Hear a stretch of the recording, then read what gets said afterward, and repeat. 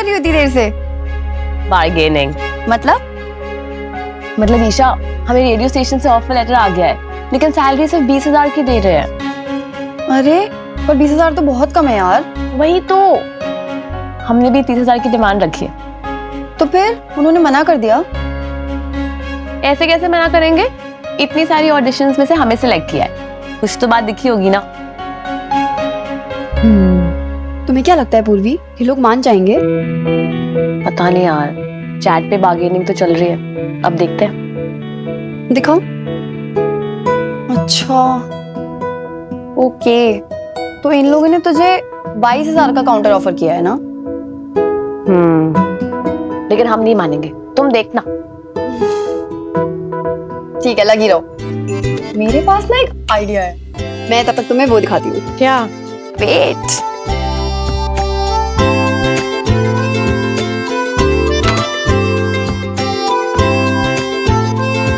ये वाली ड्रेस देखो, तुम ना कल अपने ऑफिस में ये वाली ड्रेस पहन कर जाना।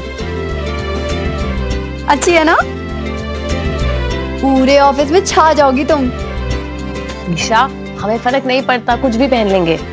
अरे पर तुमने ही तो बोला था कि तुम्हारे कलीग्स कितने स्मार्ट हैं और तुम उनके सामने कितना एम्बैरेस फील करती हो। ईशा, हमने इसके लिए नहीं कहा था, हमारा मतलब था कि वो लोग बहुत तेज है, वो जानते हैं प्रोफेशनल लाइफ में कैसे बिहेव करना है, क्या नहीं करना है, और हमें ये सब कुछ नहीं आता, ये मतलब था हमारा। ओके। ईशा, उनका लास्ट ऑफर आ गया है। सच में? 27,000, मान जाए? Of course. चलो ठीक है, डन। क्या बात है पूर्वी, तुम तो बोल रही थी तुम्हें प्रोफेशनल वर्ल्ड का कुछ आता पता नहीं है। कितनी स्मार्ट निकली तुम। हाँ, एकदम मनी माइंडेड। नहीं ईशा, हमें ये पैसे अपने लिए नहीं चाहिए, अंकल जी के लिए चाहिए, ताकि वो काशी को वापस दे सके। तो इसलिए whatever I can contribute, छोटा मोटा कुछ भी, थोड़ी हेल्प तो हो जाएगी उन्हें। हम जानते हैं वो इस बात को लेकर कितनी टेंशन में होंगे।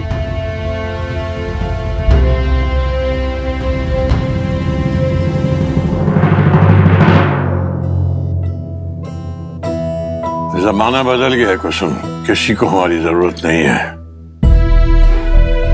सब लोगों को जवान लोग चाहिए, वो कहते हैं ना, यंग एंड एनर्जेटिक। और इस बात से उनको कोई मतलब नहीं है कि उन्हें काम आता है या नहीं आता है, उन्हें तजुर्बा है या नहीं है।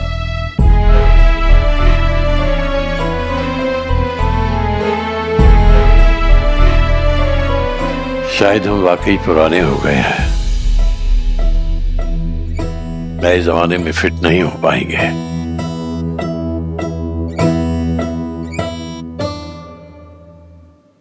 अब पता नहीं, कुछ समझ में नहीं आ रहा है। कुसुम, अगर हम काशी के पैसे नहीं लौटा पाए तो समझ लो कि बहुत बड़ा बोझ लेकर जाएंगे दुनिया से। ओ राम, ऐसा मत बोलिए पंडित जी। तो क्या करें फिर? जिंदगी में पहली बार ऐसा लग रहा है कि अगर हम बूढ़े हो गए हैं तो क्या इतने मजबूर हो गए हैं, इतने बेबस हो गए हैं कि कोई भी हमें कुछ भी सुना के चला जाता है। अभी तक उन लोगों की आवाजें जहन में घूम रही हैं। नहीं मिश्रा जी, आपसे नहीं हो पाएगा। पंडित जी, उन लोगों ने कहा और आपने मान लिया उन लोगों की बातें। आप बूढ़े नहीं हुए, आप पुराने नहीं हुए, बिल्कुल भी नहीं। आपको बताए, आप जो है ना, उम्र की आग में तपकर खारे सोने की तरह निखर गए हैं, पहले से भी ज्यादा चमकदार हो गए आप। हमारा मन बहला रही हो तुम। नहीं पंडित जी, हम सच कह रहे हैं। अरे पंडित जी, भाड़ में गए नौकरी, भाड़ में गए लोग, हमें नहीं करनी किसी की गुलामी, किसी की चाकरी। आप कुछ सोचिए, आप कुछ करिए। हाँ। क्या? कैसे? किसके साथ? हमारे साथ।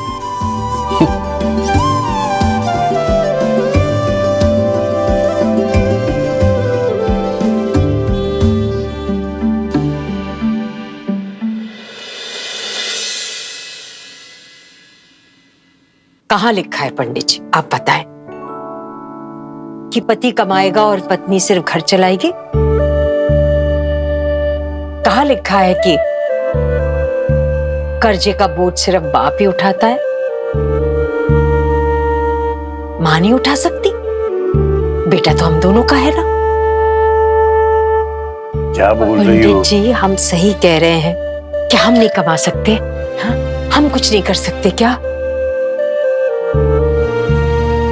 तुम्हें पता भी तुम क्या बोल रही हो? जिंदगी में कभी काम किया है तुमने?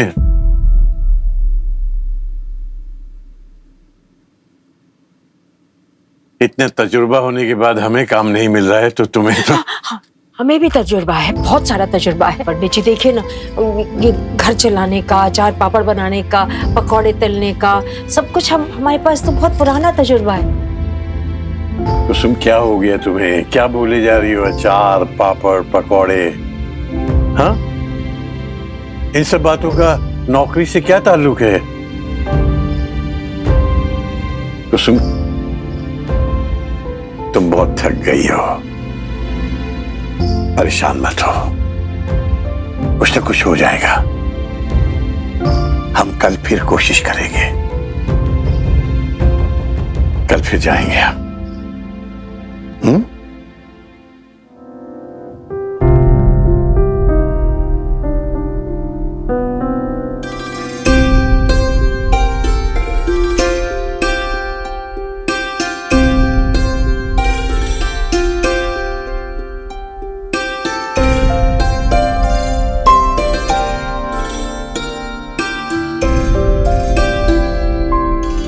वाओ नानी, क्या अचार है आपके हाथ का। आपको ना अचार का बिजनेस स्टार्ट करना चाहिए। आई स्वेयर, क्या सेल लगेगी।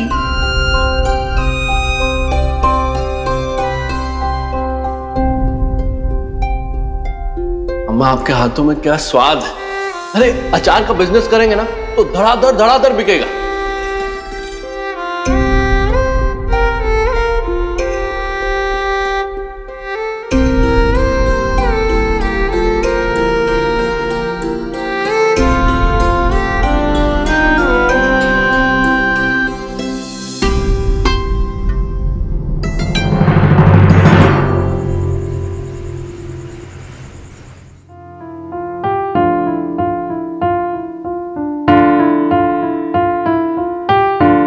हमें यंग और डायनेमिक एम्प्लॉय की जरूरत रहती है जो 14-15 घंटा काम कर सके, जिनमें काफी एनर्जी हो। हमें नहीं लगता कि हमारे पास आपके लायक कोई काम है। देख, रिटायर्ड बूढ़े आदमी को अगर पैसों की जरूरत हो, आपको कुछ जरूरत हो तो आप भीख नहीं मांग रहे हैं, नौकरी मांग रहे हैं, इज्जत के साथ जीने का हक मांग रहे हैं, दे सकते हैं आप। अंकल जी, कुर्मी, तुम सोई नहीं अभी तक? नींद नहीं आ रही थी। अंकल जी, कल हमारे जॉब का पहला दिन है तो हमने सोचा कि हम आपसे कुछ टिप्स और सजेशंस मांग लेते हैं। वो क्या है ना, हमें ज्यादा कुछ पता ही नहीं है प्रोफेशनल लाइफ के बारे में, और प्रोफेशनली बिहेव कैसे करते हैं, प्रोटोकॉल्स क्या होते हैं, कुछ भी नहीं पता। आपसे बेटर हमें कौन बता सकता है।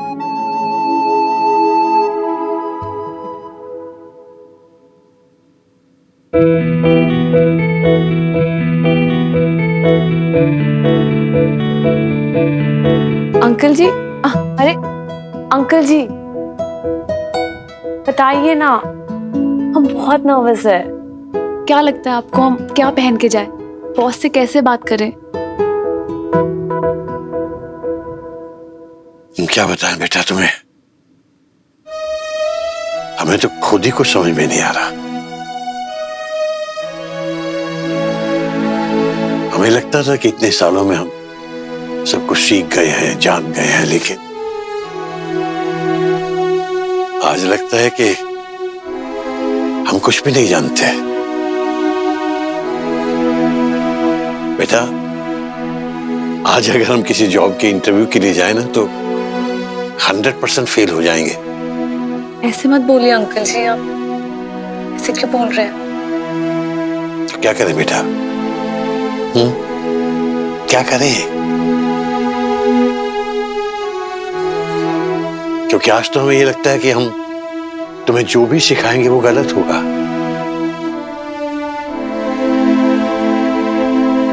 तुम एक काम करो बेटा, तुम किसी और से पूछ लो, क्योंकि हमारे पास जो भी टिप्स हैं, जो कुछ भी हम जानते हैं, वो सब बहुत पुराना है बेटा।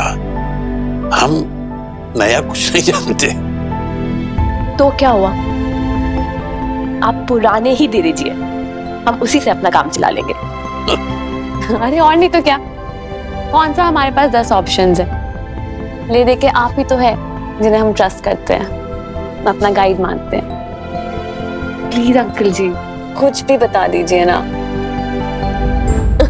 अब आप देखिए, आप जो भी बताएंगे हमें, जो भी सिखाएंगे, सही गलत आड़ा टेढ़ा, हमें तो वही एक्सेप्ट करना पड़ेगा, उसी से अपना लक आजमाना होगा, है ना? शुरू हो जाइए। क्या चाहती हो तुम?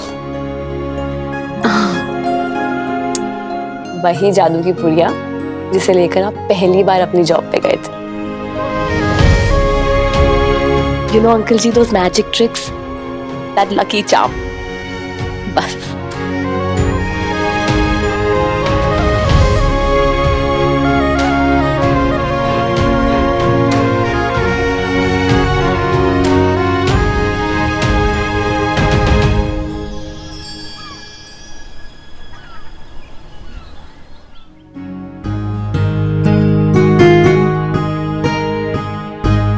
ये रही तुम्हारी मैजिक टिप्स,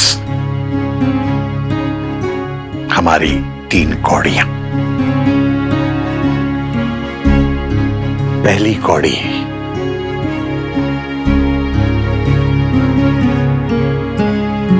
विनम्रता की कौड़ी। विनम्रता इस बात की कि तुम्हें सब कुछ नहीं आता, तुम्हारी तो ये बस शुरुआत है, तुम्हें बहुत कुछ सीखना है। कभी इस बात पे घमंड मत करना बेटा कि इतने सारे लोगों में सिर्फ तुम्हें अकेले को चुना गया। इसे अपना सौभाग्य मानना हमेशा, और याद रखना, भरे हुए गिलास में और पानी डालोगे तो वो व्यर्थ में बह जाएगा। अगर कुछ सीखना है तो मन के गिलास को हमेशा एकदम खाली रखना, उसमें कभी अहम को मत भरने देना बेटा, तभी कुछ मिल पाएगा।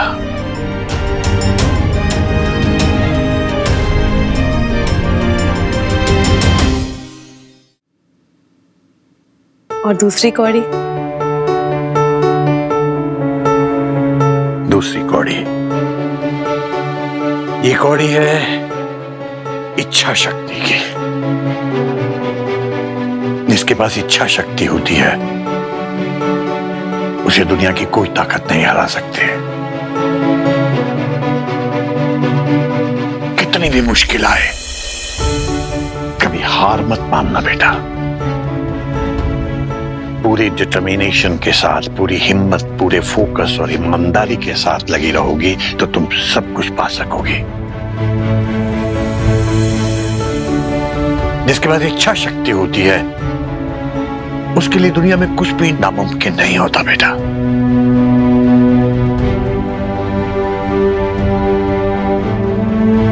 समझ रही हो ना?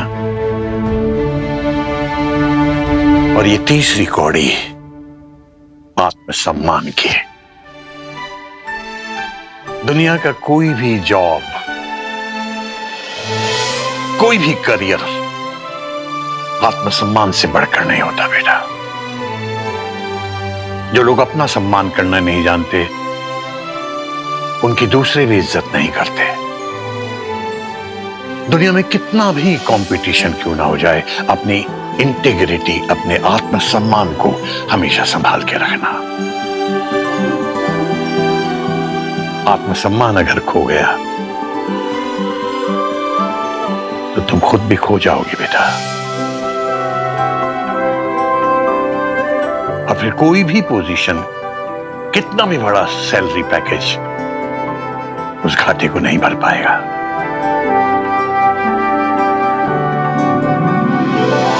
बस बेटा, तुम्हारे अंकल के पास यही कुछ है तुम्हें देने के लिए। यही है उनकी 40 साल की प्रोफेशनल लाइफ का लब्बो लुबाब।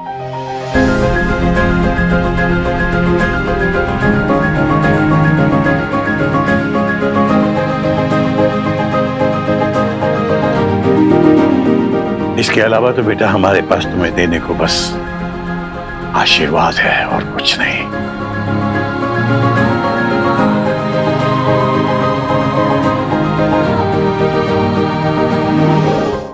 अंकल जी, बस बेटा बस, जीते रहो, खूब तरक्की करो।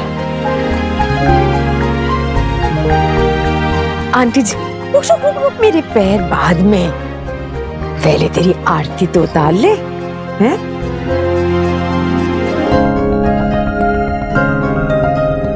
नौकरी का पहला दिन है।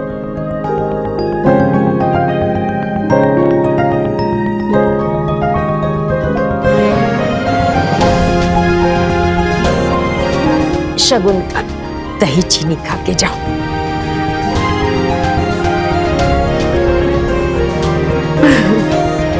अब हम चलें?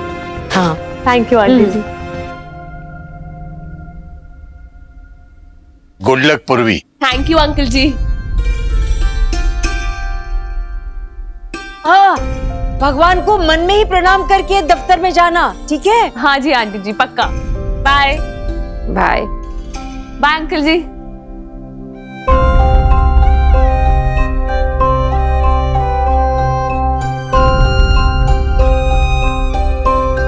कम से कम खुश तो लग रही है इस समय, वरना सुबह तो काफी घबराई सी थी।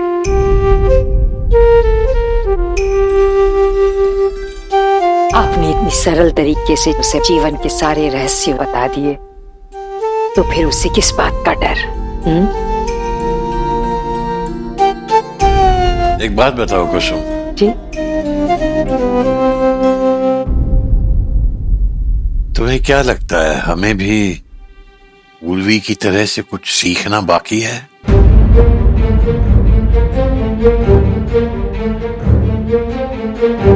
आपको पंडित जी? हाँ, वो तुम कल कह रही थी ना कि किसी की गुलामी नहीं करनी है, कुछ अपना क्यों नहीं शुरू कर सकते?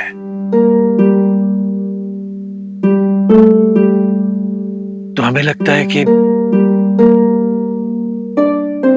हमें भी अपनी तीनों कौड़ियों को वापस आजमा लेना चाहिए।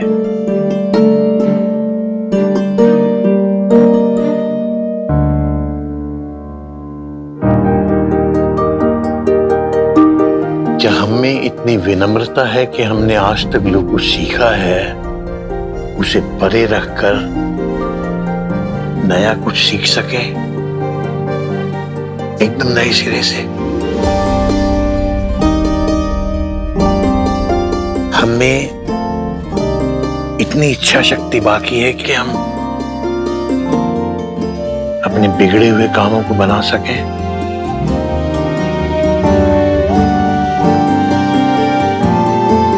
और क्या हमें वो आत्मसम्मान बाकी है कि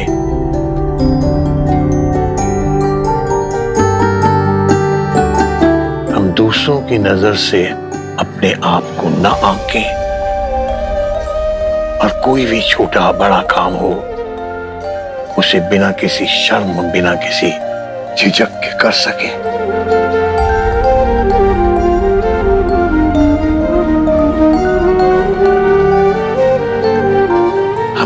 है कि